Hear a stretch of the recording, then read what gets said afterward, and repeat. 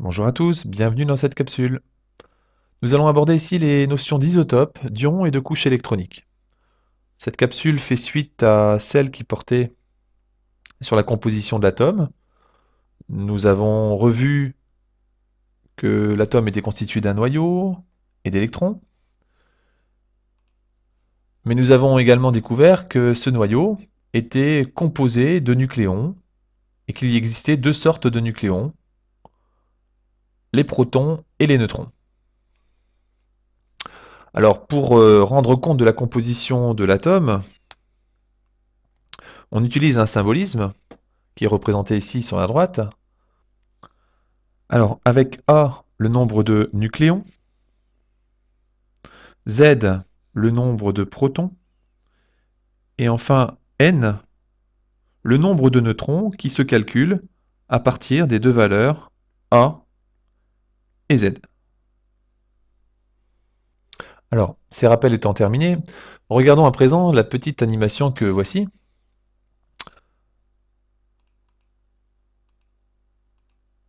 Alors, vous avez ici une représentation de l'atome, très schématique, puisque vous savez que le noyau est très petit et que l'atome est constitué principalement de vide.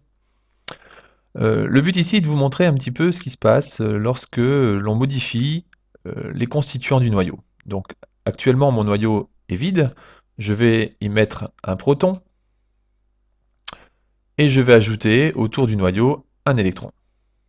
Donc j'ai constitué ici l'élément chimique le plus simple, qui est l'atome d'hydrogène. On retrouve ici son symbolisme, avec A égale 1, un nucléon et un proton. Ensuite, si j'ajoute un neutron dans mon noyau, représenté ici par le symbole N, je vois bien que le nombre A augmenté, que le nombre Z n'a pas augmenté, mais il s'agit toujours d'hydrogène. Si j'ajoute encore un neutron, j'ai toujours affaire à de l'hydrogène, le nombre de nucléons a augmenté, mais le nombre de protons, lui, n'a pas changé. Et ainsi de suite, on peut imaginer différents atomes comportant le même nombre de protons, mais un nombre de neutrons différents, c'est ce qu'on appelle des isotopes. On dira que des noyaux sont isotopes s'ils ont le même nombre de protons, mais un nombre de neutrons différent. Vous retrouvez ici sur l'exemple les trois isotopes de l'hydrogène que j'avais constitués précédemment. Alors revenons à présent à notre simulation. Prenons par exemple l'atome d'hydrogène que nous avions fabriqué. Donc on va prendre un hydrogène constitué de plusieurs neutrons. Ici par exemple ce qu'on appelle le tritium. Un proton, deux neutrons, un électron, on a affaire à un atome qui est neutre. Et maintenant, plutôt que d'ajouter des neutrons, je vais ajouter un proton. Alors, comme j'ai ajouté une charge positive, pour que mon atome soit neutre, il faut que j'ajoute autour du noyau une charge négative, donc un électron. Bien. Je m'aperçois, dans le symbolisme de l'atome, qu'il ne s'agit plus d'hydrogène, mais il s'agit maintenant d'un nouvel élément, l'hélium. Cela veut donc dire que l'élément est caractérisé par son nombre de protons. On retiendra donc la chose suivante. Un élément chimique est caractérisé par son nombre de protons, Z, qu'on appelle également le numéro atomique. Et donc, comme on l'a vu précédemment, si le nombre Z change, l'élément chimique change. C'est ce que j'ai indiqué sur cet exemple. L'hydrogène est composé d'un proton, l'hélium est composé de deux protons. Ce sont donc deux éléments différents. On retourne à présent dans notre simulation. Et nous allons cette fois-ci prendre un autre atome, l'atome de chlore, symbole Cl. Voici, donc la simulation automatiquement m'indique la composition du noyau. Nous voyons ici qu'il y a 35 nucléons et que sur ces 35 nucléons, il y a 17 protons. Les protons portant une charge positive, il y a 17 électrons autour du noyau, puisque chaque électron porte une charge négative. Donc ici, nous voyons dans le petit tableau du haut la composition de notre atome, 17 électrons, 17 protons, autrement dit, autant de charges positives que de charges négatives, l'atome est neutre. Si nous retirons des électrons, comme ceci.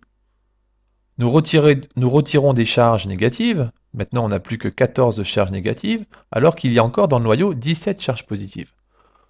Il y a un déséquilibre de charges.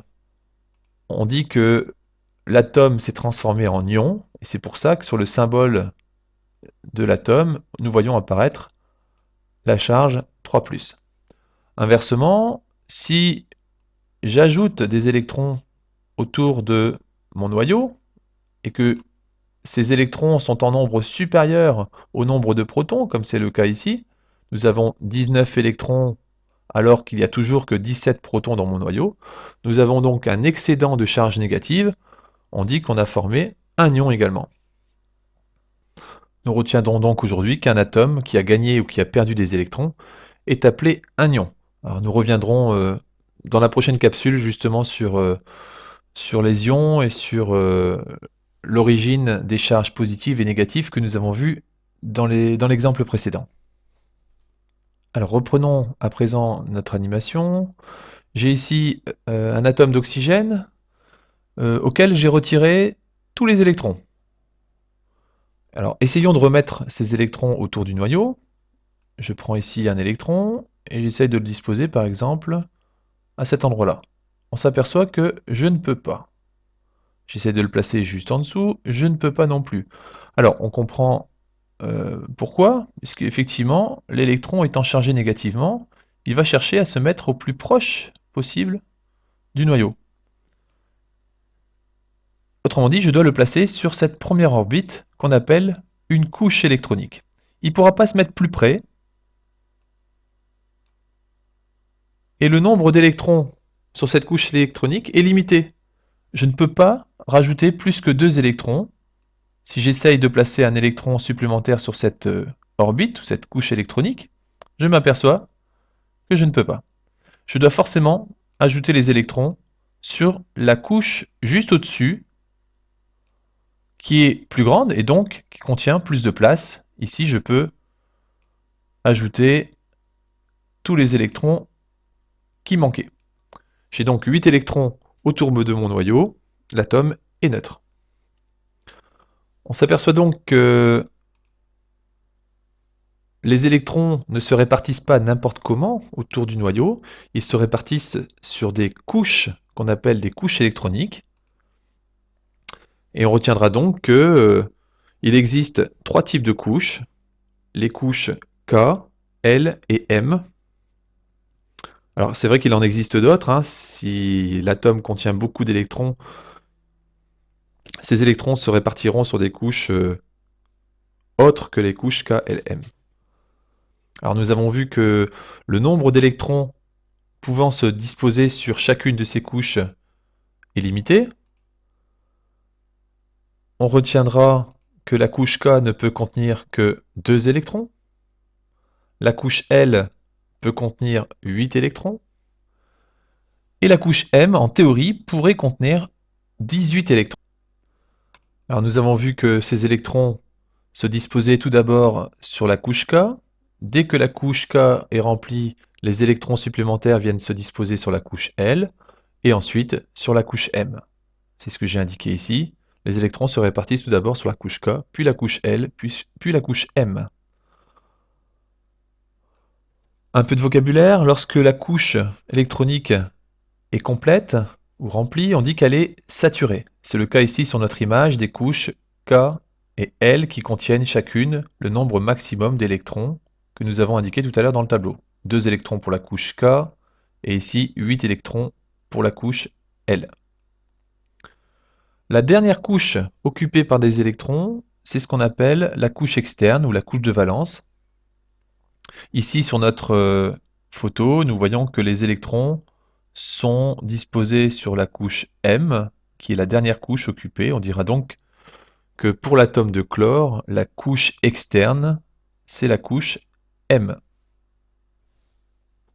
Enfin, pour terminer, si nous voulons expliquer que l'atome de chlore possède 17 électrons répartis sur les 3 couches électroniques K, L, M, nous pouvons utiliser une écriture que nous appelons la structure électronique et qui consiste simplement à indiquer le nom des couches occupés par les électrons. Là ici, les électrons se répartissent sur la couche K, la couche L et sur la couche M. Et nous allons indiquer, en exposant de chacune de ces lettres, le nombre d'électrons présents sur chacune des couches. La couche K possède 2 électrons, ici et ici. La couche L possède 8 électrons, alors que sur la couche M, nous voyons qu'il n'y a que 1, 2, 3, 4, 5, 6, 7 électrons.